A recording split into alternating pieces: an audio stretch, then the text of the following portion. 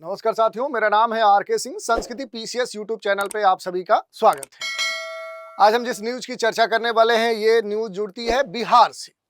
और अब कहा जा रहा है कि बिहार में नई जो कानून व्यवस्था है, वो उसका एक जो नया मॉडल है वो लागू होने जा रहा है। और इस कारण से अब बिहार में नई जो जीरो टॉलरेंस नीति है, उसका जो मॉडल है वो लागू होगा। तो आज इसी न्यूज की चर्चा करने वाले हैं। देखेंगे कि आखिर ये जो पहल बिहार सरकार की तरफ से उठाई गई है, किन संदर्भों में उठाई गई है और किन किन क्षेत्रों में बड़े बदलाव होने की बात कही जा रही है। क्योंकि इसमें यह कहा गया है कि जो उत्तर प्रदेश की जो कानून व्यवस्था है या सरकार के अलग अलग क्षेत्रों के स्तर पे उठाए गए जो पहल है, चाहे वो विमेंस के स्तर पे हो, महिलाओं के संदर्भ पे हो, जो कानून व्यवस्था है उसके स्तर पे हो, जो एजुकेशन है उसके स्तर पे हो, कहीं ना कहीं उससे प्रेरित होते हुए देखें तो बिहार की जो सरकार है उसने अब बिहार में एक पूरी तरह से नई जो व्यवस्था है उसका जो मॉडल है वो लागू करने जा रही है। तो इस पूरे घटनाक्रम की चर्चा करेंगे, देखेंगे कि किन किन क्षेत्रों में बड़े बदलाव होने की संभावना या उन क्षेत्रों में बड़े बदलाव करने का जो प्रयास है वो बिहार की सरकार कर रही है और इसके क्या इम्पैक्ट देखने को मिल सकते हैं और उनसे जुड़ी हुई जो भी अहम बातें होंगी उन पर भी संक्षिप्त लेकिन सारगर्भित जानकारी लेंगे। तो ये जो टॉपिक है आपके जीएस के पेपर 2, जीएस के पेपर 3 और जीएस के पेपर फर्स्ट तीनों से जुड़ता है। अगर लोकेशन बेस्ड देखेंगे, पेपर फर्स्ट से जुड़ता है गवर्नेंस, और एक तरह से पॉलिसी के स्तर पे देखेंगे उसके स्तर पे पेपर 2 से जुड़ती है। सिक्योरिटी से भी ये जुड़ा हुआ मसला है तो पेपर 3 से जुड़ता है, और पेपर 4 से भी जुड़ा हुआ मसला है। जैसे कई संदर्भों में हम बात करेंगे जहां पर इथिकल जो बेस्ट प्रश्न है वो पूछे जाते हैं कि ये जो पहल है कहीं ना कहीं देखें तो इथिकल स्तर पे ठीक नहीं है। तो जीएस के पेपर 4 से भी जुड़ा हुआ ये महत्वपूर्ण टॉपिक है। तो चलिए देखते हैं कि आखिर पूरा मसला है क्या। सबसे पहले हम न्यूज की चर्चा करेंगे। आप देख सकते हैं कि यूपी में जो एंटी रोमियो जो स्क्वाड है वो बना था और उसकी तर्ज पे अब खास तौर पे देखेंगे वर्तमान में जो नवनिर्वाचित जो सरकार है उसके महत्वपूर्ण चेहरे हैं सम्राट चौधरी। और सम्राट चौधरी ने उत्तर प्रदेश के कई सारी जो पहले हैं उनके तर्ज पर अब बिहार में भी एक नया जो व्यवस्था का मॉडल है वो लागू करने की बात कही है, जिसमें ये कहा जा रहा है कि अब जो जीरो टॉलरेंस नीति है वो बिहार में लागू होगी। यहाँ पर जो सम्राट चौधरी है उन्होंने बताया है अधिकारियों के संदर्भ में, उन्होंने राज्य में लॉ एंड ऑर्डर और सख्त जो कानून है वो लागू करने के विशेष दिशा निर्देश दिए हैं। और इसको लेकर ये भी कहा गया है कि लैंड, सैंड और लीकर जो माफिया है उनके खिलाफ अब जो सरकार है वो कड़ाई से उनसे निपटने की पूरी जो योजना है वो बना चुकी है। खास तौर पे देखेंगे जो महिला एक जो मुद्दा है, महिला के सपोर्ट से ही देखें तो इस बार बिहार में जो नीतीश कुमार हैं उनके नेतृत्व में सरकार बनी है तो महिलाओं का एक बड़ा रोल है। तो महिलाओं को भी खास तौर पे टारगेट कर रही है सरकार। तो बिहार में जो जीरो टॉलरेंस नीति है ये इस समय खास तौर पे आप देखेंगे तो चर्चा का जो विषय है वो बनी हुई है। क्योंकि 25 नवंबर यानी कि अभी जो 2025 है उसको बिहार के संदर्भ में देखें तो एक बड़ा जो एक नया जो अध्याय है वो जुड़ने जा रहा है। क्योंकि वहां के जो उप मुख्यमंत्री हैं, गृह मंत्री हैं, कौन है तो सम्राट चौधरी है। और इन्होंने जो गृह विभाग है उसका जब कार्यभार संभाला तब से ये पूरी तरह से एक्टिव मोड में है और अपना पद संभालते हुए ही तुरंत अपराध को नियंत्रित करने के लिए जो भी सख्त कदम है वो उठाने की इन्होंने घोषणा कर दी है। और इस घोषणा के तहत देखें तो उनकी जो पॉलिसी है, उनकी जो योजनाएं हैं, उनका जो मॉडल है वो बहुत हद तक क्या है कि यूपी के जो अलग अलग कह सकते हैं गवर्नेंस का जो मॉडल है अलग अलग क्षेत्रों में जो पहले हैं कहीं ना कहीं उनसे काफी हद तक मेल खाती है। जैसे यूपी में जो anti Romeo squad Yogi Adityanath के नेतृत्व में बना था, बुलडोजर एक्शन के लिए चूंकि योगी आदित्यनाथ की जो सरकार है वो काफी पॉपुलर है, ठीक उसी तर्ज पे अब देखें तो यहाँ पर जो सम्राट चौधरी है इन्होंने खास तौर पे जो एंटी रोमियो स्क्वाड है जैसे बना था ठीक उसी तर्ज पे अब बिहार में भी क्या है कि महिलाओं, बच्चियों और जो छात्राएं हैं उनकी सुरक्षा के लिए इस तरह की जो यूनिट है उसे बनाने की खास तौर पे तवज्जो दी है। सम्राट चौधरी ने बताया कि अधिकारियों के संदर्भ में पूरी तरह से राज्य में लॉ एंड ऑर्डर लागू करने के जो सख्त निर्देश हैं वो इन्होंने दिए हैं। और इस कारण से जो भूमि है, जो सैंड है या फिर लीकर जो क्षेत्र है वहां पर अब सरकार कड़े एक्शन करने जा रही है। वहीं महिला जो सुरक्षा है उसके मद्देनजर देखें तो खास तौर पे जो पिंक पेट्रोलियम यूनिट है वो अब यहाँ पर बिहार में बनाई जाएगी। ठीक वैसे ही ये यूनिट है जैसे एंटी रोमियो जो स्क्वाड उत्तर प्रदेश की सरकार ने बनाया था, ठीक उसी तर्ज पे पिंक जो पेट्रोलियम है उसकी यूनिट बिहार सरकार ला रही है। सम्राट चौधरी ने भी कहा है कि क्राइम जो कंट्रोल है उसके लिए जितना कदम उठाए जा सकते हैं, नीतीश सरकार की जो पिछली सरकार है जो गुड गवर्नेंस के लिए जानी जाती है, तो नीतीश के उस पहल को और आगे बढ़ाने का जो काम है वो कौन करेंगे, तो उप मुख्यमंत्री सम्राट चौधरी कहेंगे। इनके द्वारा बहुत सारी बातें कही गई हैं कि अपराधियों के खिलाफ सख्त कदम उठाए जाएंगे, कोर्ट के आदेश के बाद अपराधियों के घर पर बुलडोजर चलाया जाएगा, राज्य में अभी 400 जो माफिया चिन्हित किए गए हैं उनकी संपत्ति जब्त करने की जो प्रक्रिया है वो शुरू की जाएगी और ये जो कार्रवाई है कोर्ट के आर्डर पर ही की जाएगी। इसके अलावा उन्होंने ये कहा कि सोशल मीडिया पर होने वाले जो भी मिसबिहेवियर है, जो दुर्व्यवहार है, उन पर कड़ा जो रुख है वो गृह मंत्रालय अपनाएगा, यानी कि सम्राट चौधरी उस पर खास तौर पे एक्शन लेंगे।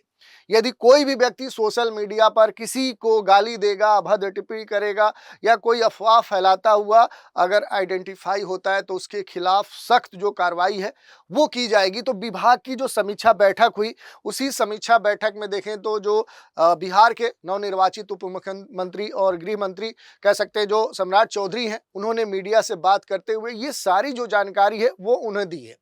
सम्राट चौधरी ने यह भी कहा कि अब राज्य में अपराध पर नियंत्रण रखने के लिए जो जीरो टॉलरेंस नीति है उसको सरकार अपनाने जा रही है।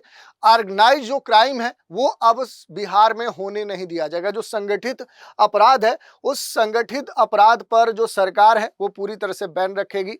अपराधियों के खिलाफ सख्त कदम उठाए जाएंगे और कोर्ट के आदेश के बाद देखें तो जो भी संदिग्ध अपराधी होंगे उनके जो भी उनका जो भी एक तरह से आवास होगा या जो भी उनसे जुड़ी हुई संपत्ति होगी उस पर बुलडोजर चलाया जाएगा। और ये भी नीति या ये जो पहल है ठीक उत्तर प्रदेश में जो योगी आदित्यनाथ का जो बुलडोजर एक्शन है उसी से प्रेरित माना जा रहा है।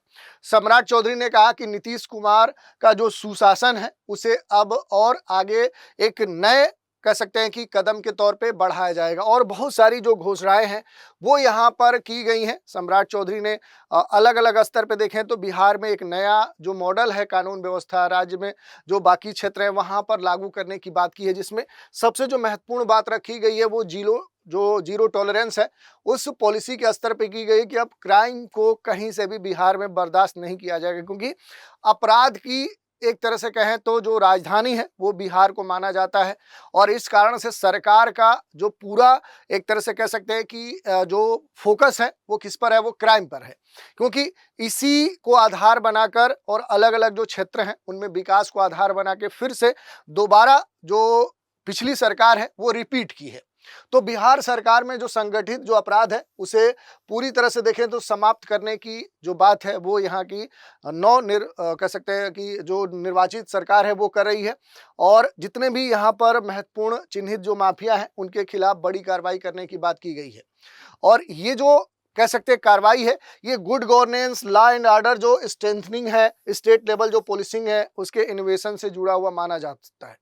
और खास तौर पे जो संपत्ति जब्ती की बात की जाती है, अटैचमेंट ऑफ जो प्रॉपर्टी है वो सीआरपीसी की धारा से जुड़ता है। जो प्रिवेंशन ऑफ जो मनी लॉन्ड्रिंग है ऐसे एक्टों से जुड़े हुए ये प्रावधान जुड़े हुए। तो यहाँ से आपके जो प्रश्न है चाहे वो स्टेट पीसीएस हो, यूपीएससी हो, वहाँ पर पूछे जा सकते हैं। दूसरा जो कदम उठाने की बात कही जा रही है, जो बुलडोजर एक्शन की बात कही जा रही है कि जेलों को पूरी तरीके से निगरानी में रखा जाएगा। अब डॉक्टरों के कहने पर ही जेल के अंदर कोई भी अपराधी या जो संदिग्ध व्यक्ति है वो बाहर आ जा सकता है, जिससे देखें तो जेलों के अंदर जो भी अनियमितताएं हैं उन पर रोक लगाई जाएगी।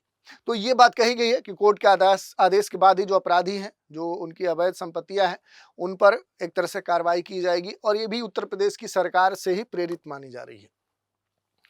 एक प्रश्न जो हमने बताया कि इथिकल स्तर पे होते हैं, क्योंकि योगी आदित्यनाथ की जो सरकार है, जो बुलडोजर एक्शन है उस पर हमेशा प्रश्न चिन्ह खड़ा किया जाता है कि ठीक है ये जो कार्रवाई है जो उसी तर्ज पे और बिहार की सरकार भी करने की बात कह रही है, तो क्या ये सही है? तो देखिए इसके पॉजिटिव और निगेटिव दोनों इम्पैक्ट है। जैसे देखें तो रैपिड जो इन्फोर्समेंट है, फियर ऑफ जो लॉ है, वो क्या होता है बुलडोजर एक्शन से बढ़ता है और इससे जो अपराधी है वो अपराध करने की जो मंशा है उस पर कहीं ना कहीं देखें तो एक तरह से एक दबाव बढ़ता है। लेकिन निगेटिव स्तर पे भी देखें तो इसकी आलोचना होती है कि इससे क्या होता है कि एक तरह से प्रोसेस ऑफ जो कंप्रोमाइज है उसका खतरा बढ़ जाता है। प्रॉपर्टी जो राइट है, किसी भी व्यक्ति का जो संपत्ति का अधिकार है, तो उसके इस फंडामेंटल जो राइट्स हैं उनके हनन होने की बात कही जाती है। न्यायपालिका पर जो निर्भरता है उससे एक बैकलॉग की जो स्थिति है वो बढ़ जाती है।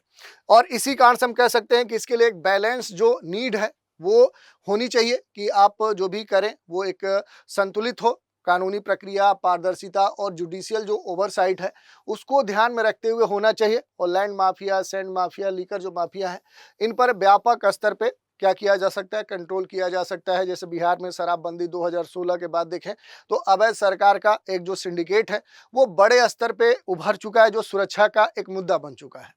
तो इस तरह के जो मसले होते हैं वो इंटरनल जो सिक्योरिटी है, जो क्राइम सिंडिकेट है, इलीगल तरीके से जो सैंड माइनिंग हो रहा है, लिक्वर जो माफिया है, इन्वायरमेंटल जो एक तरह से स्मगलिंग है, वो सारे जो मुद्दे हैं वो इससे जुड़ते हैं। तो अलग अलग क्षेत्रों से जुड़े हुए जो इशूज हैं उनसे भी ये टॉपिक या ये जो पहल है ये जुड़ती है।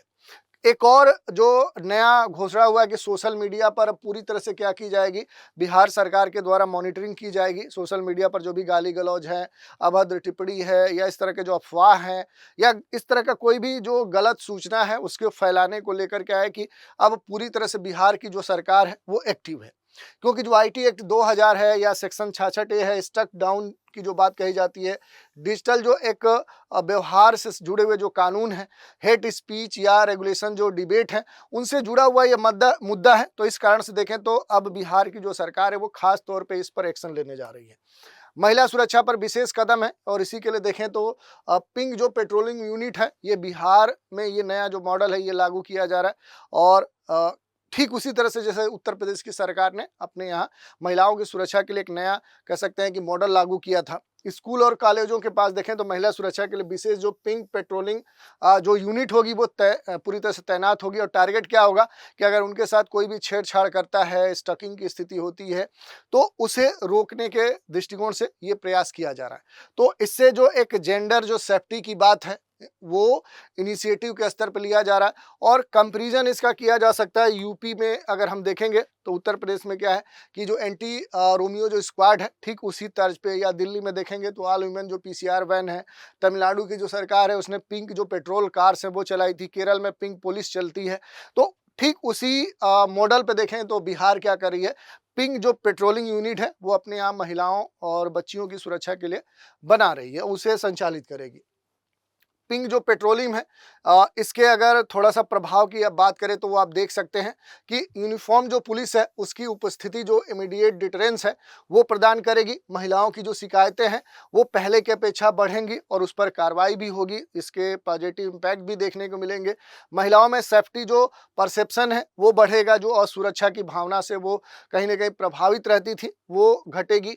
मोबिलिटी महिलाओं की बढ़ेगी और जब तक पुलिसिंग अस्थायी और अकाउंटेबल नहीं होगी तब तक इस तरह की समस्या महिलाओं से बनी रहेगी। तो उसमें भी क्या है कि सुधार देखने को मिल सकता है। एक दो चीज़ें और हैं, जैसे एजुकेशन जोन में जो पुलिसिंग की बात कही जा रही है कि अलग अलग जो स्कूल कॉलेज परिसर है वहाँ पर पुलिस की तैनाती की जाएगी। बहन बेटियों के साथ जो मिसबिहेवियर है वो होने नहीं दिया जाएगा। तो ये एक खास जो प्रयास है ये सेफ एजुकेशन जोन बनाने को लेकर कहा जा सकता है।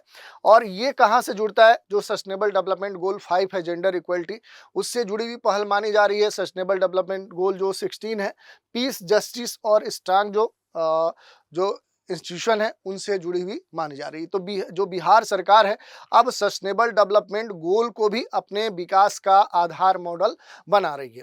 खास तौर पे जेलों के स्तर पे बड़े स्तर पे सुधार की बात कही गई है। निगरानी की जाएगी, बंदियों के आने जाने पर विशेष पाबंदी होगी। और ये भी कहा जा रहा है कि ये क्यों महत्वपूर्ण हो जा रहा है, तो जेलें केवल क्या है कि एक पनिशमेंट का स्थान नहीं होना चाहिए, बल्कि क्राइम हब की जो बनती हुई स्थिति देखी जा रही है उसको रोकना सबसे महत्वपूर्ण प्रशासन का काम है। और इस कारण से देखें तो ड्रग्स, फोन, इलीगल आइटम, इनकी जो सप्लाई जेलों में होती थी अब वो पूरी तरह से बैन होगी। इंटरनल जो सिक्योरिटी के लिए थ्रेट्स जेल में कहीं ना कहीं वहाँ से जुड़े हुए पाए जाते थे, उस पर कंट्रोल करने की बात की गई है। और ख़ास तौर पे गवर्नेंस और एडमिनिस्ट्रेशन के स्तर पे देखें तो ओवरऑल क्या है कि लॉ एंड ऑर्डर को सख्त करने का विशेष निर्देश है। एडमिनिस्ट्रेशन अकाउंटेबिलिटी की बात करें तो जो भी अधिकारी हैं उन्हें और रिस्पॉन्सिबल बनाने का प्रयास किया जा रहा है, उनकी अकाउंटेबिलिटी और बढ़ाने का प्रयास किया जा रहा है। ऑर्गेनाइज जो क्राइम मैपिंग है, जो प्रिवेंटिव पॉलिसी है, उसे लागू करने की बात कही जा रही है। और ये फेडरल जो स्ट्रक्चर है, लॉ एंड ऑर्डर है, स्टेट जो सब्जेक्ट है उसके तहत आता है। और ख़ास तौर पे जो पब्लिक ऑर्डर जो मैकेनिज्म है वो इससे और बेहतर होगा। गुड गवर्नेंस को और सही तरीके से इंडिकेट किया जा सकता है, चाहे वो पारदर्शिता के स्तर पे हो, चाहे वो जवाबदेहिता के स्तर पे हो, चाहे वो प्रभाविता के स्तर पे हो। तो इस कारण से देखें तो ये पहल अहम हो जाएगी।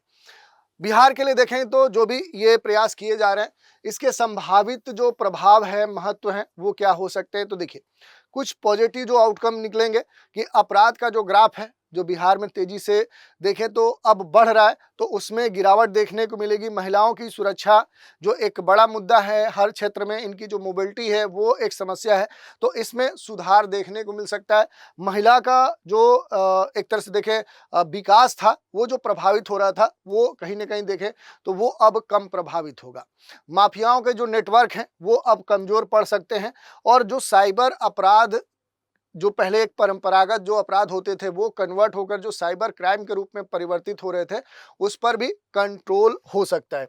लेकिन बहुत सारी चुनौतियां भी हैं लाभ और महत्व के अलावा। तो देखिए, जो बुलडोजर कार्रवाई की बात कही जा रही है, ये हमेशा एक प्रोसेस के तहत देखें तो कानून व्यवस्था पर प्रश्न चिन्ह उठाया जाता है कि क्या ये सही है।